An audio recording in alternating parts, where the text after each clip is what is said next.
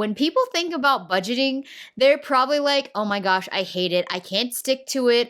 I always overspend. I'm such a terrible budgeter. Hey, y'all, welcome back to my channel, or welcome if you are new here. Hi, my name is Brooke, and on this channel, we like to talk about all things personal finances and how we can get better with our money. This is the end of the month, which means that is also the end of my financial literacy for beginners series. I am so excited about all of the great comments that I've gotten on my videos for this series. Thank you so much for tuning in. I really appreciate all of the love. So I'm so excited to bring you this last piece. And this video is all about creating a budget you will actually love. Now, when people think about budgeting, they're probably like, oh my gosh, I hate it. I can't stick to it. I always overspend. I'm such a terrible budgeter.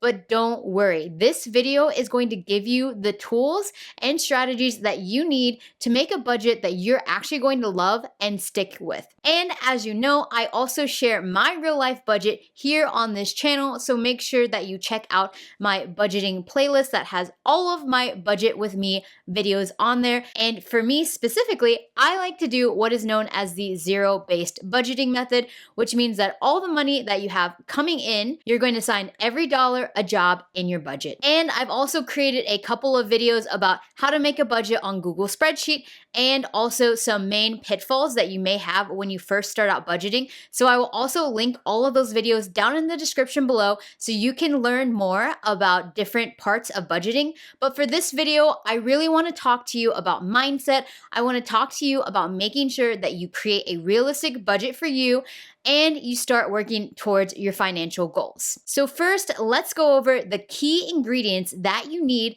to make a good budget. Firstly, you need to know how much money you're bringing in each month. I love watching Ramit Sethi. I've talked about him before on this channel, but one of the things that he likes to cite is that 50% of people don't know how much money they're making. That is a crazy statistic to me. Like, I'm somebody who really likes to make sure that I know what this is, because I want to make sure that whatever money I have coming into my bank account is being put to good use. So if you're one of those 50% that don't know how much money you make, this is the time to start now. With any budgeting, you need to know how much money you have to work with.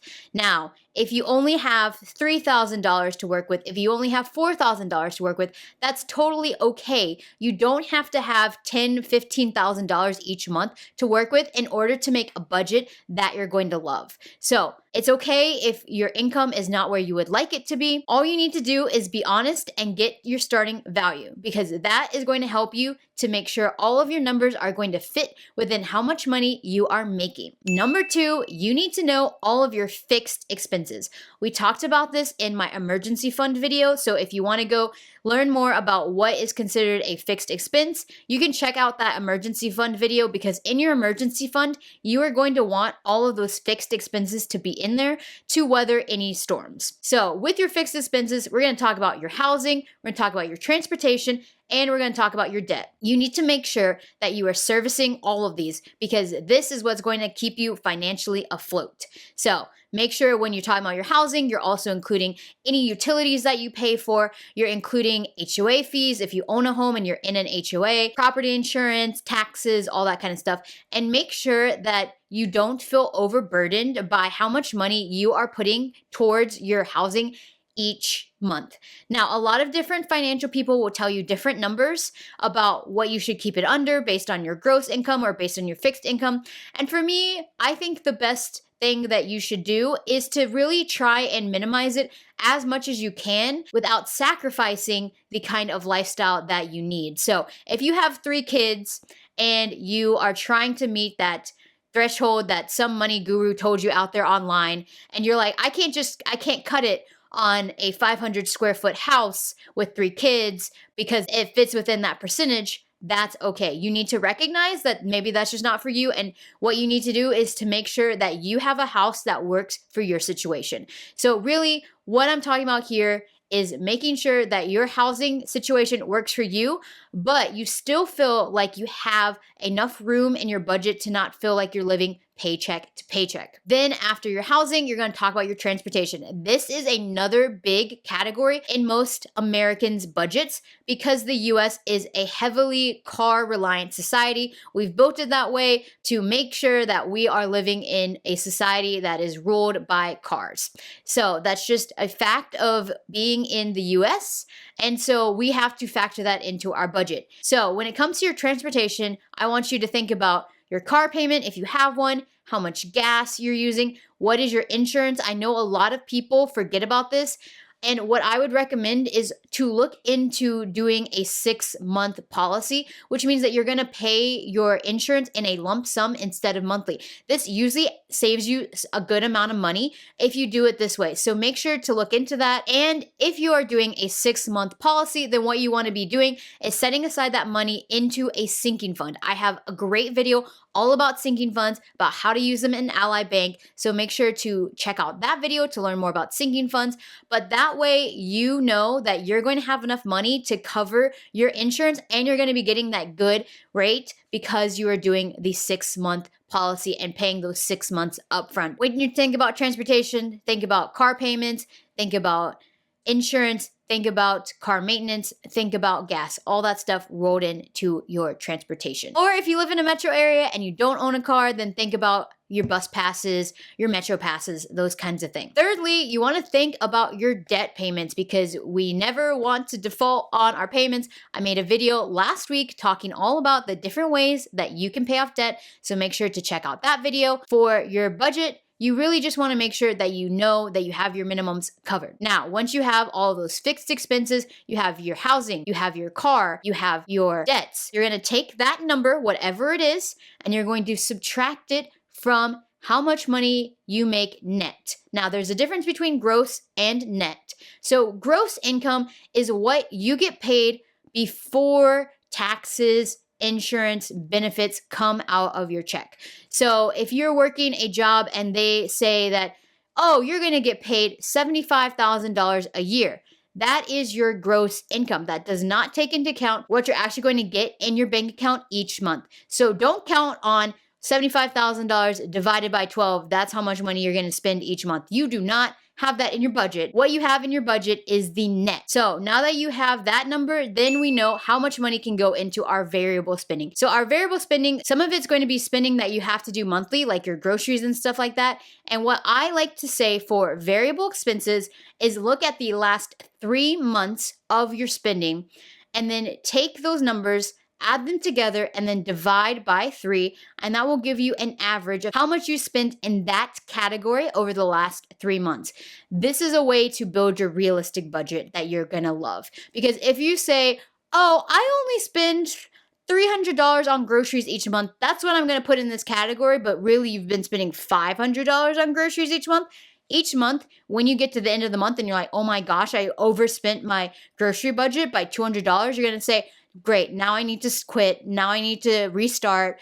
I'm not good at budgeting. You are good at budgeting. You just need to make your budget realistic and actually match your spending habits. And that is your baseline number. Now, if you want to try and, bring that down, you can do that. But I always recommend a step down method, which is where each month you shave off a little bit from that category that you want to save money in. You're not going to take it from 500 to 300 in 1 month. You're not going to be able to do that. That's not sustainable. You're going to take it from 500 to maybe 450 and then 450 to 400. When you're doing all this stuff, you always want to make sure that you balance out how you're going about this. But to make a realistic budget, you need to know your numbers and you need to be honest with yourself where those numbers are. So those are all going to be your variable expenses that you're probably going to have month to month. Then you're going to take that number after you add up all your variable expenses and subtract that from the running total of your net income. Now, this is when you can start to look at, now that you've got your fixed expenses covered and you've got your variable expenses covered, which will include some fun money, now you can start looking at, where do I want to put this leftover money?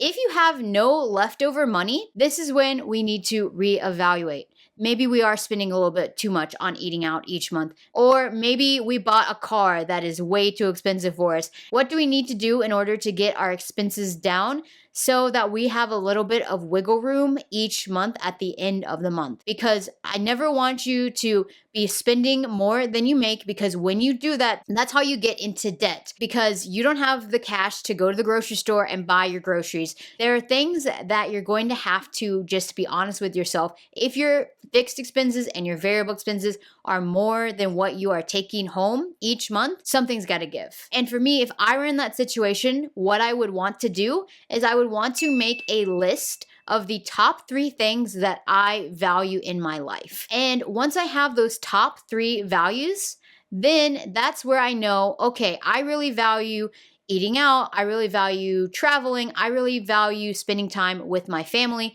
Okay, then let's talk about like getting rid of stuff that doesn't really matter. It'll be different for everybody, so really think about it. So if you have some money left over, this is where you get to decide where that money goes towards your different financial goals. When you are looking at your goals in your budget, you should have your goals as a line item inside of your budget. And this will keep you honest with yourself about making sure that you are reaching those goals. So if your goal is to build up your emergency fund to 3 months of living expenses, then what you're gonna do is you're gonna set aside money each month to that, and it's going to look like a line item within your budget. It's going to look like a fixed bill, but it's going to be going towards your savings. If you have any debt, you're going to say, okay, I'm gonna make extra payments. This extra payment is going to be part of my monthly budget, and I know that this money is going to go towards my debt. And having a monthly view is a really good way of budgeting, because it gives you a way to see the whole picture. It gives you a way to understand where all of your money is going throughout the month, so that when you get to the end of the month, the last few days you're waiting for your next paycheck, you are not like, oh my gosh, this bill came up and I forgot about it and I don't have the money to cover it. Your budget has already told you that you've set aside this money to go towards that bill, and you are all good to go. So inside of your budget, with your goals listed out as different line items, you're just going to make sure that at the end of it, your net money that you're bringing in each month, minus your fixed expenses, minus your variable expenses, minus your goals, are going to equal out to 0.